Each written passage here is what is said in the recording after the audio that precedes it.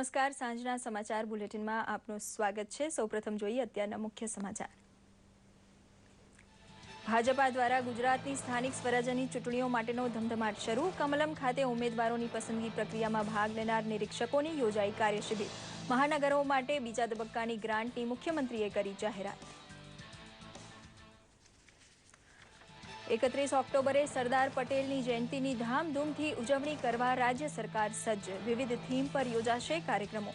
Statue of unity માટે global tendering પછી આર્કિટેક્ટની પસંદગી થઈ હોવાનું જણાવતા મંત્રી નીતિન પટેલ। વર્ષ 2003ના કાળુપુર સ્ટેશન અને બસમાં થયેલ શ્રેણીબદ્ધ વિસ્ફોટના કેસમાં વધુ એક આરોપી ગુલામ જાફર શેખને ઝડપી લેતી એટીએસની ટીમ। છેલ્લા 2 મહિનાથી હૈદરાબાદમાં વોચ ગોઠવી આખરે ઝડપી પડાયો। રાજદ્રોહના કેસમાં સુરત પોલીસ દ્વારા ધરપકડ કરાયેલ હાર્દિક પટેલને સુરતની અદાલતમાં રજૂ કરાયો। રાજદ્રોહના આક્ષેપ ખોટા હોવાની હાર્દિકની હાઈકોર્ટમાં ક્વોશિંગ પિટિશન। વધુ સુનાવણી આવતીકાલે। ભારત જેવા લોકતાંત્રિક દેશમાં હિંસાના રાજકારણને સ્થાન હોઈ શકે નહીં તેમ જણાવતા નાણામંત્રી અરુણ જેટલી। વૈચારિક મતભેદ હોવા સાથે સંયમ હોવો આવશ્યક।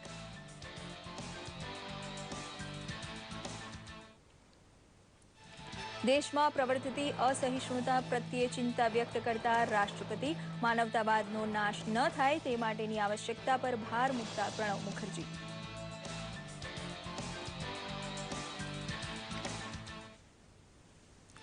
કેન્દ્ર સરકારે દાળોની કિંમત ઉપર અંકુશ લાવવા લીધેલા પગલાં। 120 રૂપિયા પ્રતિ કિલો તુવેર દાળ ઉપલબ્ધ કરાવવાનો નિર્ણય। ગુજરાતનું દાળ મિલર્સ એસોસિએશન પણ ટ્રેડર્સને 135 રૂપિયે દાળ વેચવા સંમત। સમાચાર વિગતવાર જોઈએ। નાણામંત્રી અરુણ જેટલીએ જણાવ્યું છે કે ભારત જેવા લોકતાંત્રિક દેશમાં હિંસાના રાજકારણને સ્થાન હોઈ શકે નહીં। દરેક વ્યક્તિએ સંવેદનશીલ વિધાનો કરતા અગાઉ સતર્ક રહેવું જોઈએ। તેમણે જણાવ્યું કે લોકતંત્રના વિરોધ હોય પરંતુ તોડફોડ કરવી કે હિંસા કરવી એ યોગ્ય નથી। વૈચારિક મતભેદ જરૂર હોઈ શકે પરંતુ સંયમ હોવો આવશ્યક છે। તોડફોડ અને હિંસાના કારણે વિશ્વભરમાં ભારતની છબી ખરડાઈ રહી છે।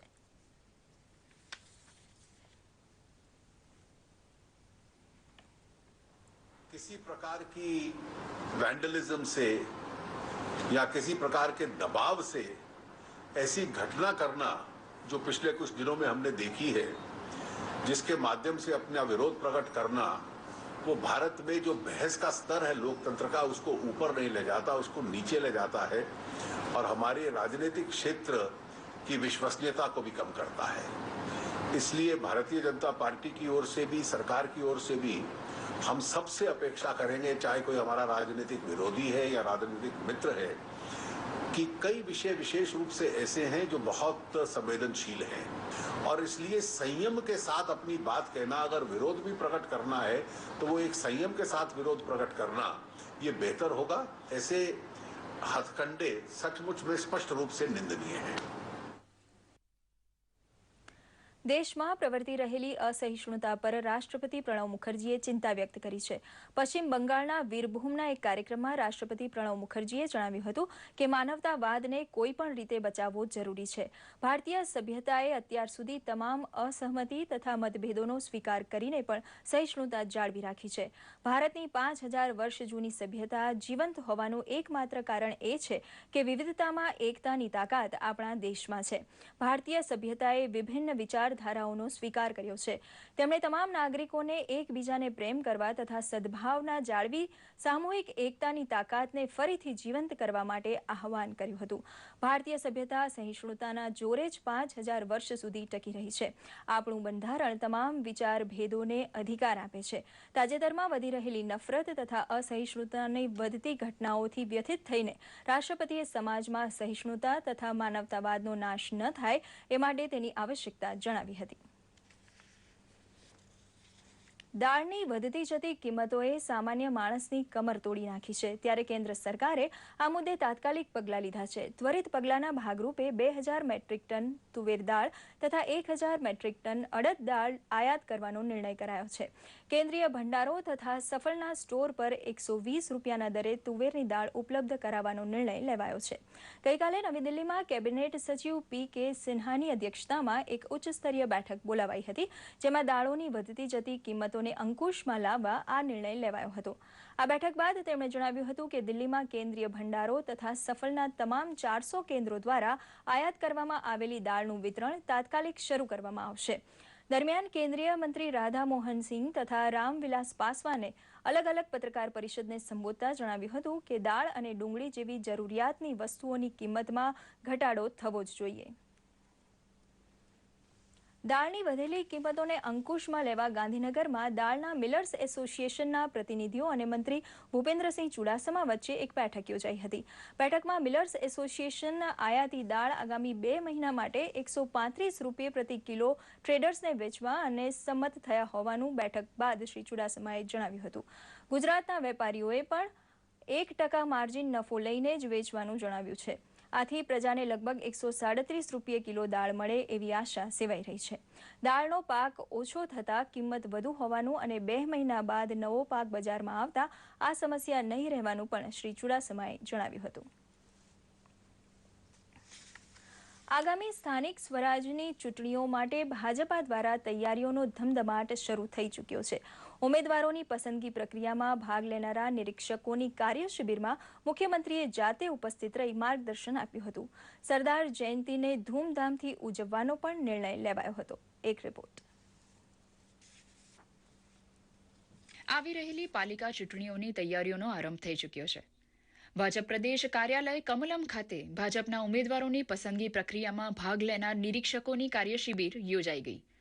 કાર્યશિબિરમાં નિરીક્ષકોને ઉમેદવારોની પસંદગી વખતે ધ્યાનમાં રાખવાના મુદ્દાઓથી વાકેફ કરવામાં આવ્યા હતા. રાજ્યના મુખ્યમંત્રી આનંદીબેન પટેલ, રાજ્યના પ્રભારી દિનેશ શર્મા, રાજ્ય સરકારના મંત્રીઓ વગેરે આ કાર્યશિબિરમાં ઉપસ્થિત રહ્યા હતા. આગામી દિવસોમાં જે ચૂંટણી આવી રહી છે એમાં જે નિરીક્ષકો જવાના છે, નિરીક્ષકોની આજે એક વર્કશોપ હતી અને એમાં ઘણા બધા નિર્ણયો કર્યા છે. નિરીક્ષકોએ ત્યાં શું કાળજી લેવાની છે, શું ધ્યાન આપવાનું છે વગેરે વગેરેની ચર્ચાઓ અહીં થઈ છે.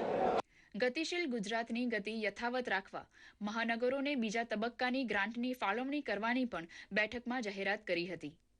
આ ગ્રાન્ટની મદદથી મહાનગરો પાયાની સુવિધાઓ ઊભી કરીને સ્માર્ટ સિટીની દિશામાં આગેકૂચ કરી શકશે. શહેરી વિકાસ માટે રાજ્ય સરકાર ગ્રાન્ટો આપતી હોય છે જુદા જુદા મહાનગરોને. બીજો હપ્તો આ અંતની અંદર આપવો જોઈએ. અમદાવાદ શહેરને 190 કરોડ રૂપિયાનો હપ્તો મળશે, વડોદરાને 66 કરોડ રૂપિયા, સુરતને 154 કરોડ, રાજકોટને 51 કરોડ, જામનગરને 24 કરોડ, ભાવનગરને 29 કરોડ, જૂનાગઢને 18 કરોડ અને ગાંધીનગરને 13 કરોડ રૂપિયા.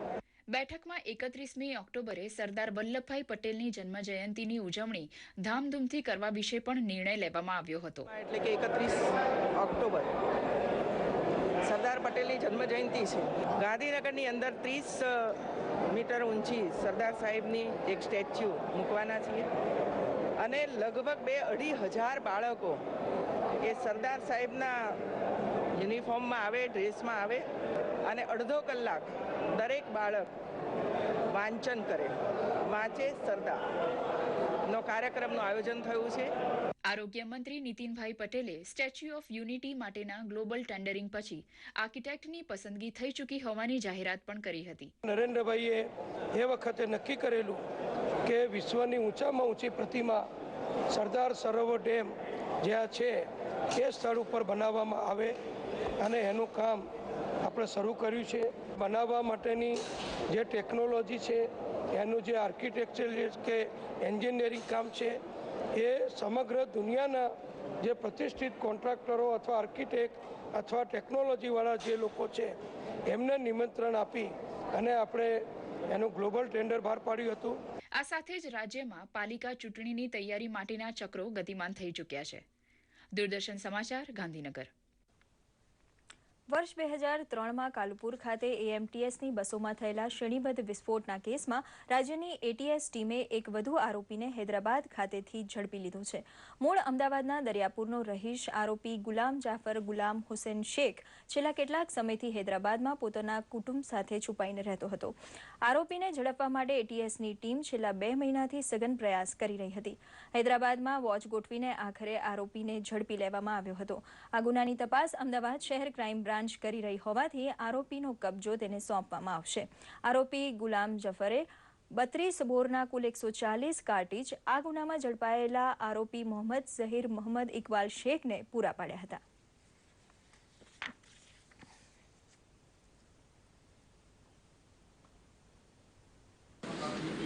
એ અત્યારે એમનો જે બેઝિક એમના જે ટેકનિકલ સહાયની મદદથી જ્યારે આરોપીને પકડવામાં આવેલો ત્યારે અમદાવાદ સાથેના એના ઘણા ગાઢ સંપર્કો ચાલુ હતા એવું અત્યારે એસ્ટાબ્લિશ થાય છે. પાકિસ્તાન સાથેના સીધા એના સંપર્કો શું હતા એ અત્યારે એસ્ટાબ્લિશ થતું નથી, પરંતુ મુફ્તી સુફિયાન અને સોહેલ ખાન તથા કરીમ ઉર્ફે મુલ્લા કરીમ મેં જે ષડયંત્ર કરેલું અને આપણે ડીસીબી પોલીસ સ્ટેશનની અંદર 6/2003નો જે ગુનો દાખલ કરવામાં આવેલો હતો એ 82 જે સભ્યો જે છે એના એક સભ્ય તરીકે આ છે અને એ ખૂબ જ સક્રિય ભૂમિકા જે તે વખતે કરતો હતો એવું પ્રાથમિક દ્રષ્ટિએ સાબિત થાય છે.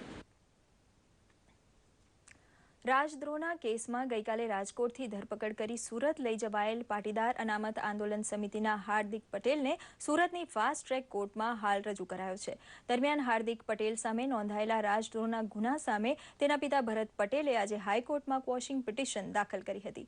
હાર્દિક સામે લગાવાયેલા તમામ આક્ષેપો ખોટા હોવાની ક્વોશિંગ પિટિશનમાં રજૂઆત કરવામાં આવી હતી. આ ક્વોશિંગ પિટિશન પર તેમજ હાર્દિક સામે થયેલી હેબિયસ કોર્પસની સુનાવણી આવતીકાલે હાઈકોર્ટમાં થશે. દરમિયાન સ્થાનિક સ્વરાજની ચૂંટણી મોકૂફ રાખવા પ્રશ્ને કરાયેલી જાહેર હિતની અરજીની સુનાવણી પણ હાઈકોર્ટ આવતીકાલે હાથ ધરશે. આજે આઠમના દિવસે રાજ્યભરમાં દુર્ગા પૂજા અને માઈ મંદિરોમાં પૂજન અર્ચન થઈ રહ્યા છે. નવસારીમાં વસતા બંગાળીઓ નવરાત્રી નિમિત્તે પરંપરાગત રીતે દુર્ગા પૂજા કરી રહ્યા છે. કોલકાતાથી રોજગારી માટે આવેલા અને નવસારીને કર્મભૂમિ બનાવનાર બંગાળીઓની વસ્તી નવસારીમાં 3000થી વધુ છે. નવરાત્રી દરમિયાન સમગ્ર બંગાળી સમાજ એકત્રિત થઈ ભવ્ય મંડપ બનાવી દુર્ગા માની મૂર્તિની સ્થાપના કરે છે અને 9 દિવસ ભાવપૂર્વક મા દુર્ગાની પૂજા કરે છે. સાર્વજનિક દુર્ગોત્સવ અંતર્ગત માતાજીના વિવિધ રૂપ રજૂ કરતા ફ્લોટ્સ પણ બનાવીને દર્શનાર્થે મુકાયા છે. દુર્ગોત્સવ દરમિયાન આરતી અને દર્શનનો લાભ લેવા ભાવિકોની ભીડ ઉમટી રહી છે. हमारा मिट्टी, ये मिट्टी और गंगा मिट्टी दो चीज ना, गंगा इसीलिए पवित्र होता है ना, वो गंगा को सब कुछ सहन करने का शक्ति आता है, इसीलिए गंगा पवित्र माना जाता है. उसी तरह का हमारा जो दुर्गा माता वहाँ पे उन लोगों को एक बता दिया था जे ये दो मिट्टी हमारा पास लेके हमारा मूर्ति बनाएंगे तो हम सभी जो आज का वातावरण का अंदर दूषीकरण होता है वो सहन करने का क्षमता हमारा सबको मिल सकता है.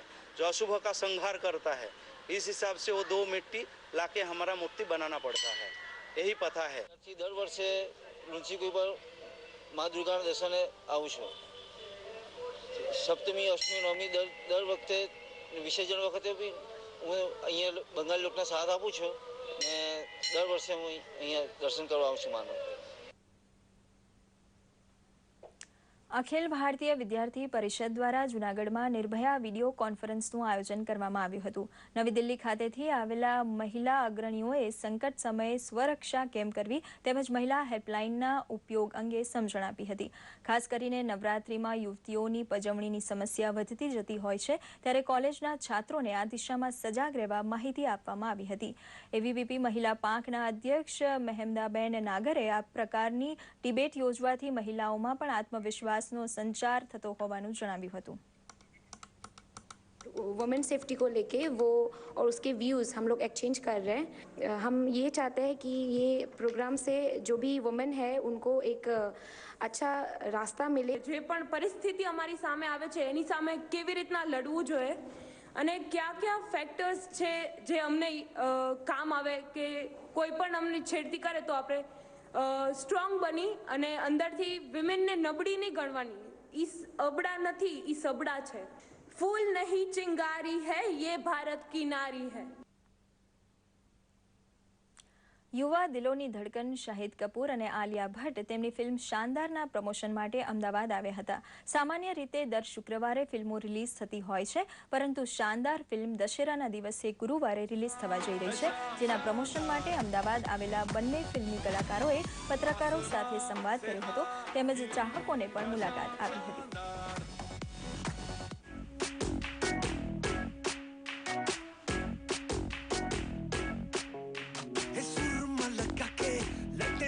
जाके हाथ जिया पे मलमल तेरे छज्जे के नीचे ही खड़े हैं, बस गए जैसे दलदल गुलाबो जरा इतर गिरा दो। शानदार सबसे पहले तो थर्सडे को रिलीज हो रही है, 22 अक्टूबर को, फ्राइडे को नहीं, थर्सडे को रिलीज हो रही है, दशहरे के दिन रिलीज हो रही है। शानदार में मैं पहली बार अपने फादर के साथ काम कर रहा हूँ, तो वो मेरे लिए बहुत बड़ा मोमेंट है। मेरी बहन डेब्यू कर रही है फिल्म के अंदर, वो मेरे लिए बहुत प्राउड मोमेंट है एज अ ब्रदर। नवरात्रा का टाइम और अहमदाबाद दोनों આ સાથે આ બુલેટિન અહીં સમાપ્ત કરીએ છીએ. નમસ્કાર.